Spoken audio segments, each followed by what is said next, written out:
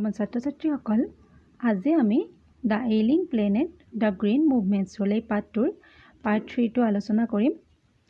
তোমালোকে যদি পাৰ্ট 1 আৰু পাৰ্ট 2টো চোৱা নাই, ফাৰ্ষ্ট তোমালোকে সেই পাৰ্ট দুটা চাই ল'বা। তাৰপিছত তোমালোকে যেতিয়া পাৰ্ট 3টো চাবা, তোমালোকৰ বুজাত সহজ হ'ব। আজি আমি ইয়াৰ পৰা ষ্টাৰ্ট কৰিম। It has been well said that forests precede mankind, deserts follow. The world's ancient patrimony of tropical forest is now eroding at the rate of 40 to 50 million acres a year, and the growing use of dung for burning deprives the soil of an important natural fertilizer. The World Bank estimates that a 5-fold increase in the rate of forest planting is needed to cope with the expected fuelwood demand in the year 2000. ইয়াত কোৱা হৈছে যে forest প্ৰেচিড mankind, মানে forest মানুহতকৈ আগত পৃথিৱীত first forest আহিছিলে, অৰণ্য আহিছিলে, তাৰপিছত মানুহ আৰু তাৰপিছত ডিজাৰ্ট। চোৱা তোমালোকে, মানুহৰ পিছত ডিজাৰ্ট আহিছিলে, মানে কি বুজিছা তোমালোকে? ডিজাৰ্ট মানে হৈছে মৰুভূমি। মানুহে যেতিয়া নিজৰ নিডৰ কাৰণে গছ-গছনি অৰণ্যবোৰ ধ্বংস কৰি পেলাইছিলে বা পেলাইছে, তাৰপিছত ডিজাৰ্ট আহিছিলে, তাৰপিছত মৰুভূমি হৈ গৈছিলে সেই ঠাইবিলাক, সেই প্লেচবিলাক, যিবিলাকত গছ-গছনি আছিলে। মানুহে ঘৰ বন্ধাৰ কাৰণে, উদ্যোগ বন্ধাৰ কাৰণে সেইবিলাক নোহোৱা কৰি দিছিলে। মানুহ অহাৰ পিছত পৃথিৱীৰ যি পৈতৃক স্বৰূপ যি ট্ৰপিকেল ফৰেষ্টবিলাক আছে, সেইবোৰ প্ৰতি বছৰে 40ৰ পৰা 50 মিলিয়ন একৰকৈ ধ্বংস হৈছে, কিয়নো মানুহে ঘৰ, উদ্যোগ এইবোৰৰ কাৰণে অৰণ্যবোৰ ধ্বংস কৰিছে। আৰু গৰু গোবৰ, ডাংবিলাক, কাউডাঙে হওক, বেলেগ জন্তুৰ গোবৰবিলাকেই হওক, গৰু গোবৰ বা গোবৰবিলাক অত্যাধিক পৰিমাণে জুই জ্বলোৱাৰ কাৰণে সেইবিলাক ব্যৱহাৰ কৰা হৈছিলে। আৰু চোৱা তোমালোকে, যেতিয়া ডাইৰেক্ট কাউডাংবোৰ চইলত পৰে বা মাটিত পৰে, তেতিয়া তাৰ যিটো সাৰুৱা গুণ, সেই সাৰুৱা গুণটো মাটিৰ লগত ধুনীয়াকৈ মিহলি হৈ যায়। কিন্তু যেতিয়া কাউডাংবোৰ পোৰা হয়, তেতিয়া তাত আৰু সেই গুণাগুণটো নাথাকে। গতিকে মানুহবিলাকে সেই গৰুৰ গোবৰ বা অন্য জন্তুৰ গোবৰবিলাক মানে কি ব্যৱহাৰ কৰিবলৈ আৰম্ভ কৰিছিলে, জুই জ্বলোৱাৰ কাৰণে ব্যৱহাৰ কৰিবলৈ আৰম্ভ কৰিছিলে। আৰু সেইবোৰ তাৰপিছত মাটিৰ লগত মিহলি হৈ গৈছিলে, আৰু মাটিৰ লগত মিহলি হৈ যি মানে এটা সাৰুৱা গুণ আছে, মাটিৰ সাৰুৱা গুণ আছে, সেই মাটিৰ সাৰুৱা গুণবোৰ নোহোৱা হৈ গৈছিলে, লাহে লাহে নোহোৱা হৈ গৈছিলে।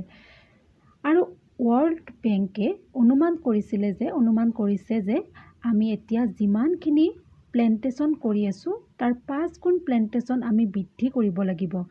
তেতিয়াহে 2000 মানত, মানে 2000 চনত জুই জ্বলোৱাৰ কাৰণে আমি প্ৰয়োজন হোৱা যিবিলাক খৰি, সেই খৰিবিলাক আমি যোগান ধৰিব পাৰিম বা মানুহে আমি পাম। চোৱা, এই যিটো লিখিছে আৰ্টিকলটো, এই আৰ্টিকলটো 2000ৰ আগতে লিখা হৈছে। গতিকে সেইকাৰণে কোৱা হৈছে, ৱৰ্ল্ড বেংকে কৈছে যে আমি যিখিনি প্লেণ্টেশ্যন কৰি আছোঁ, তাৰ 5 গুণ বঢ়ালেহে আমি 2000ত, মানে যেতিয়া 2000 চন হ'ব, তেতিয়া জুই জ্বলোৱাৰ কাৰণে প্ৰয়োজন হোৱা খৰিৰ আমি যোগান ধৰিব পাৰিম মানুহক বা মানুহে পাব। James Pate, the president of the World Resources Institute, said the other day, "We were saying that we are losing the forest at an acre a second, but it is much closer to an acre and a half to a second." চোৱা, world research ইনষ্টিটিউটৰ president হৈছে James পেট, আৰু তেওঁ কৈছিলে যে আমি 1 ছেকেণ্ডত, তোমালোকে ভাবা যে আমি 1 ছেকেণ্ডত 1 একৰকৈ অৰণ্য হেৰুৱাইছোঁ, আৰু সেইটো লাহে লাহে প্ৰায় 1.4 একৰ ওচৰ পাইছেগৈ। গতিকে চোৱা, আমি কিমান অৰণ্য হেৰুৱাইছোঁ। Next, Article 48A of the Constitution of India provides that the state shall endeavour to protect and improve the environment and to safeguard the forest and wildlife of the country. আমাৰ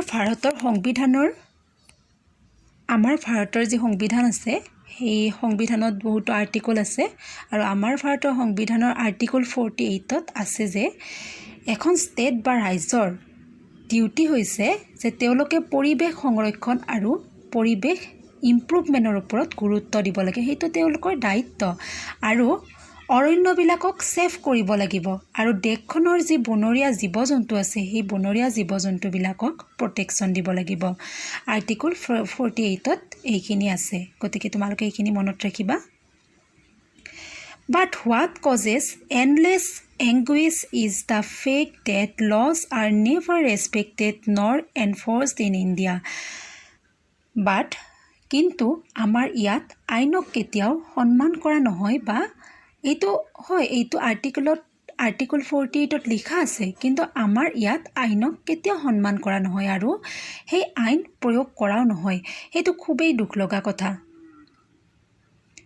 For instance, the Constitution says that casteism, untouchability, and bonded labor shall be abolished, but they flourish shamelessly even after 44 years of the operation of the Constitution. So, উদাহৰণস্বৰূপে কনষ্টিটিউশ্যনতো কৈছে যে জাতিভেদ প্ৰথা অস্পৃশ্যতা আৰু যিবিলাক labour আছে শ্ৰমিক আছে সেইবোৰৰ ভেদাভেদ নোহোৱা হ'ব লাগে সেইবোৰ ভেদাভেদ কৰিব নালাগে আমাৰ সমাজত কিন্তু 44 ইয়াৰ্ছৰ পিছতো নিৰ্লজ্জভাৱে মানে নিৰ্লজ্জভাৱে এইবোৰ কিছুমান ঠাইত চলি আছে যিবিলাক কনষ্টিটিউশ্যনৰ একেবাৰে opposite A recent report of our Parliament's Estimates Committee has highlighted the near catastrophic depletion of India's forest over the last 4 decades. So, our Parliament Estimate Committee recent report etat last 4 years or last 4 বছৰত কিমান অৰণ্য ধ্বংসপ্ৰাপ্ত হৈছে সেইটো highlight কৰা হৈছে India, according to reliable data, is losing its forest at the rate of 3.7 million acres a year. Indiaৰ reliable data মতে মানে এটা সত্য ডাটা মতে এক বছৰত ইণ্ডিয়া 3.7 million acres forest আমি হেৰুৱাইছোঁ ইণ্ডিয়ানবিলাকে হেৰুৱাইছোঁ ইণ্ডিয়াই হেৰুৱাইছে 3.7 million acres forest আমি হেৰুৱাইছোঁ আৰু চোৱা এইটো কিমান দুখ লগা কথা নহয়নে যে আমি এটা বছৰতে ইমানখিনি অৰণ্য ধ্বংসৰ গৰালৈ ঠেলি দিছোঁ আৰু কোনে অৰণ্যবোৰ ধ্বংস কৰিছে আমি মানুহবোৰে ধ্বংস কৰিছোঁ নহয় জানো Large areas officially designated as forest land are already virtually treeless. The actual loss of forest is estimated to be about 8 times in the rate indicated by government statistics. So, আৰু বহুত ডাঙৰ এৰিয়াবিলাকত অফিচিয়েলি ডেজিগনেটেড কৰা আছে officially sign কৰি দিয়া আছে যে সেইবোৰ যিবোৰ ঠাই আছে সেইবোৰত অৰণ্য আচলতে অৰণ্য আছে অৰণ্য থাকিব লাগে সেই প্লেচবিলাকত যিবিলাকক অফিচিয়েলি ডেজিগনেটেড ফৰেষ্ট বুলি লিখি দিয়া হয় বা কোৱা হয় তাত অৰণ্য থাকিব লাগে কিন্তু সঁচাকৈ জানো তাত অৰণ্য আছে যেতিয়া আমি তাত যাওঁ সেই ঠাইলৈ যাওঁ তেতিয়া আমি গম পাওঁ যে সেইবোৰ ঠাই একেবাৰে ট্ৰিলেছ মানে গছ-গছনি নাই আৰু ষ্টেটিষ্টিকেল যি ডাটা আছে যিখিনি ডাটা দিয়ে সেইখিনি তাতকৈ মানে যিখিনি দিব এতিয়া যদি 2% দিয়ে ষ্টেটিষ্টিকেল ডাটা মতে তাতকৈ 8% বেছি ফৰেষ্ট ধ্বংস হৈ আছে মানে আসল ষ্টেটিষ্টিকেল ডাটাটো আমি নাপাওঁৱে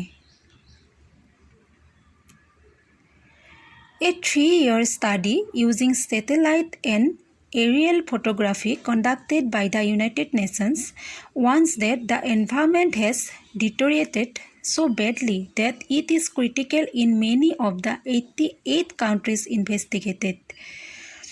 ইউনাইটেড নেশ্যনে 3 বছৰ ছেটেলাইটছ আৰু এৰিয়েল ফটোগ্ৰাফী হৈছে ওপৰৰ পৰা লোৱা ফটো, আকাশমাৰ্গৰ পৰা লোৱা ফটো। ইউনাইটেড নেশ্যনে 3 বছৰ ছেটেলাইট আৰু এৰিয়েল ফটোগ্ৰাফীৰে ফটো লোৱাৰ পাছত তেওঁলোকে ৱাৰ্ণিং দিছে বা সকিয়নি দিছে যে অলমষ্ট 88খন বা 88খন দেশৰ বা কাউণ্ট্ৰিৰ গছ-গছনি অৰণ্যবোৰ একেবাৰে নোহোৱা হৈ গৈছে। গতিকে চোৱা কিমান ভয়ানক হ'বলৈ গৈ আছে আমাৰ পৃথিৱীখনত।